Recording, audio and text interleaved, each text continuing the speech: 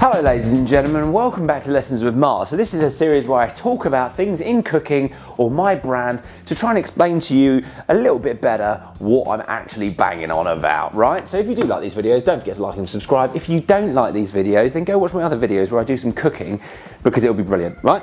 And don't forget to like and subscribe. So this one, what I want to talk to you about, Lagom and food waste. I get asked this question a lot and I just want to kind of like reiterate a few things, just to sort of clarify for a couple of simple-minded folk, shall we say, on the internet that don't really understand my point. So, Lagom is a wonderful Swedish philosophy.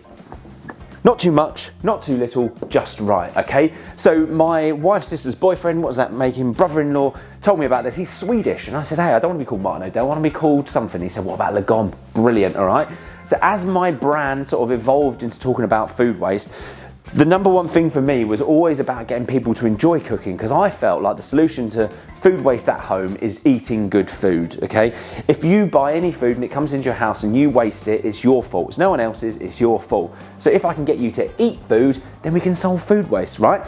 So my whole philosophy around Lagom Chef is, if you have too much fresh produce in your house, all right? Carrots, courgettes, cucumbers, chicken, whatever you have, then you are going to create waste. If you do a fill the fridge, you are going to create waste, no doubt, because you might go out, someone might get ill, you might have to go away with work, you know, all of these kind of things. So what I try and do is limit the amount of fresh produce you have in the house. Second thing is, not too little. What I mean by that is having a pumping dry store. So when I say pumping dry store, I don't mean you have to have a weird one like me, because I'm a chef and it's my job and I love it. But you can have things, you can have spices, lentils, pulses, pastas, coconut milk, vinegars, oils, all of those things that are in your cupboards that you can whip up a meal in no time at all. So a very simple example is if you're gonna make a curry, for example, what can you take from your dry store that would build that? As I said, very simple, coconut milk, curry powder, maybe you've got some frozen garlic and ginger that you can just blend down and make a very basic curry base, right? Then over here is your fresh stuff, okay? So when I talk about not buying too much, I'm not saying to you, hey, limit everything you have in your house, but just have a little thought. Do you need a whole, 17 courgettes or 2 bags of kale? We live in a world where we can go and get whatever we want right now. So go and buy stuff that you can just plug in, going, hey babe, what are we having for dinner tonight? We're having a curry. Cool. Go and buy 2 courgettes, 2 chicken breasts, plug it in here, and you have used this stuff up and you're gonna eat it.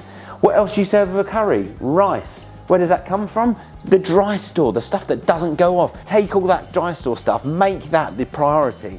So when you do this and you function properly like this, you have your holy matrimony, which is balanced, just right. So you have a pumping dry store, fresh ingredients that get plugged in, you'll create less waste and will save the world. So food waste. If you don't care about the climate change, fine, okay? I understand, it's a lofty thing to understand. But what I want you to understand is that if you buy food, i.e. chicken and courgettes, it costs you money. Let's say, for example, that's £6. £6 worth of your money. What can you spend £6 on?